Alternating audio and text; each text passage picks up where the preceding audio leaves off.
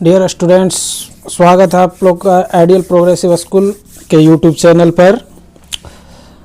आज हम लोग चर्चा करेंगे फ्यूचर कॉन्टिन्यूअस टेंस का। पिछली वीडियो में हमने चर्चा किया था पास्ट कॉन्टिन्यूअस टेंस पर, और उससे पिछली वीडियो में हमने चर्चा किया था प्रेजेंट कॉन्टिन्यूअस टेंस पर। और इसी टेंस की कॉन्टिन्यूअस टेंस की सीरीज में हम आगे आज फ्यूचर कॉन्टिन्यूअस टेंस को देखेंगे। तो चलिए हम देखते हैं फ्यूचर कॉन्टिन्यूअस टेंस के सेंटेंस को। हिंदी में अगर फ्यूचर कॉन्टिन्यूअस टेंस का कोई सेंटेंस होता है तो हम उसको पहचानेंगे कैसे। तो हिंदी सेंटेंस को हम फ्यूचर कॉन्टिन्यूअस टेंस वाले सेंटेंस को ऐसे पहचानेंगे कि जिस हिंदी वाक्य के क्रिया के अंत में ता रहूँगा, ती रहूँगी, ते रहोगे, ये सब रहे, तो हम वैसे सेंटेंस को फ्यूचर कॉन्टिन्यूअस टेंस का मान करके और फ्यूचर कॉन्टिन्यूअस टेंस के रूल के अनुसार ही हम उनका ट्रांसलेट करेंगे। जैसे एग्जांपल लेते हैं हम, तुम किताब पढ़ते रहोगे। ये देखिए, तुम किताब पढ़ते रहोगे, तो पढ़ना के अंत में क्या है? ते रहोगे। तो ये क्या हुआ? फ्यूचर कॉन्टिन्यूअस टेंस का सेंटेंस हो गया। और हम फ्यूचर कॉन्टिन्यूअस टेंस के सेंटेंस को इंग्लिश में जो अनुवाद करेंगे तो कॉन्टिन्यूअस टेंस, चाहे फ्यूचर कॉन्टिन्यूअस हो, प्रेजेंट कॉन्टिन्यूअस हो या पास्ट कॉन्टिन्यूअस हो, प्रेजेंट कॉन्टिन्यूअस में वर्ब का फोर्थ फॉर्म यानी कि आईएनजी फॉर्म ही आता है। अंतर सिर्फ कहाँ होता है ये देखिए, यहाँ हेल्पिंग वर्ब के पास। प्रेजेंट कॉन्टिन्यूअस टेंस में helping verb is am are, past continuous में हेल्पिंग वर्ब वाज वर, और यहाँ पर शैल और विल, और शैल और विल के बाद बी का यूज होगा। उसके बाद सारा कुछ सेम रहेगा। तो चलिए फटाफट इसको समझते हैं एग्जाम्पल से। जैसे तुम किताब पढ़ते रहोगे, तो क्या हो जाएगा? तुम किताब पढ़ते रहोगे, सब्जेक्ट है यू, उसके बाद शैल या विल आएगा, तो यू के साथ क्या आएगा? Will, you will. उसके बाद बी देना है, और फिर वर्ब, वर्ब क्या है? पढ़ना, तो क्या हो जाएगा? रीड, लेकिन V4 देना है तो रीडिंग, तो यू विल बी रीडिंग या बुक। क्लियर? चलिए अगला एग्जाम्पल, हम लोग बाजार जाते रहेंगे। तो हम लोग बाजार जाते रहेंगे, क्या हो जाएगा? वी शैल, वी के साथ शैल, बी गोइंग टू मार्केट, और फुल स्टॉप। क्लियर है? चलिए अगला लेते हैं नेगेटिव सेंटेंस का। तो नेगेटिव सेंटेंस भी उसी तरह से, सॉरी यहाँ शैल या विल आ जाएगा, shall oblique will plus be. ठीक है? नेगेटिव सेंटेंस का स्ट्रक्चर क्या हो जाएगा? Subject plus shall oblique will plus be plus not plus V4 plus object plus other words.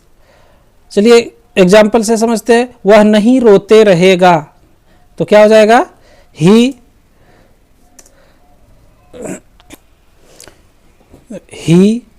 Will not be weeping. Clear है? He will not be weeping. आगे सीता गणित नहीं पढ़ाती रहेगी, तो क्या हो जाएगा? Sita will not be teaching mathematics.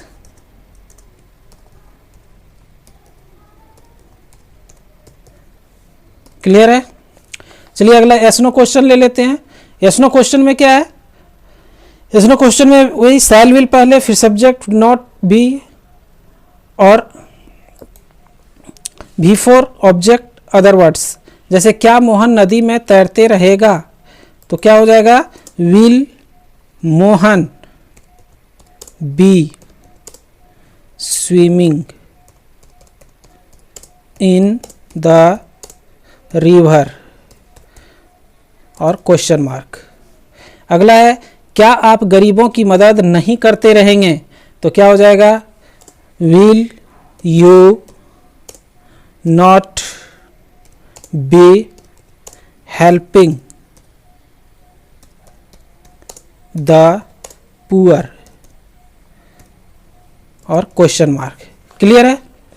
अगला है WH क्वेश्चन। तो WH क्वेश्चन में क्या हो जाएगा? WH वर्ड, शैल विल, फिर सब्जेक्ट, फिर नॉट, फिर बी, फिर V4 और फिर ऑब्जेक्ट और अदर वर्ड्स और अंत में क्वेश्चन मार्क। तो चलिए इसको समझते हैं एग्जाम्पल से। एग्जाम्पल क्या है? वह क्यों बच्चों को पीटते रहेगी? वह क्यों बच्चों को पीटते रहेगी?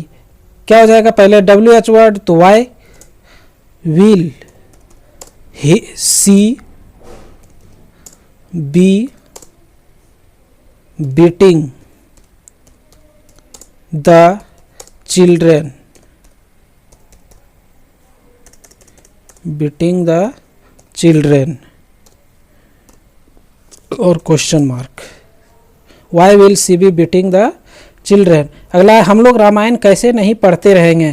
तो how shall we not be reading the Ramayan और क्वेश्चन मार्क। क्लियर है? तो इस तरह से फ्यूचर कॉन्टिन्यूअस टेंस भी समाप्त हो गया। यानी कि 6 टेंस आपका समाप्त हुआ।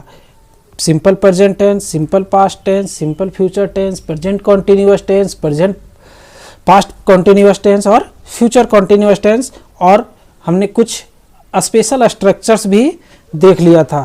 तो मैं समझता हूँ कि वो सारा आप अभी तक कंप्लीट कर लिए होंगे, और अगर कंप्लीट नहीं किए हों, एक आध वीडियो आप नहीं देख पाए हों, तो आप ज़रूर उन सारे वीडियोज़ को देख लें। मैं इस वीडियो में भी उन सारे वीडियोज़ का, जो पिछले जितने वीडियोज़ बने हैं टेंस पर, मैं उन सारे का इस डिस्क्रिप्शन में लिंक दे देता हूं, आप अवश्य देख लीजिए। और हम अगले वीडियो में अब चर्चा करेंगे present perfect tense, present past perfect tense और फ्यूचर परफेक्ट टेंस का।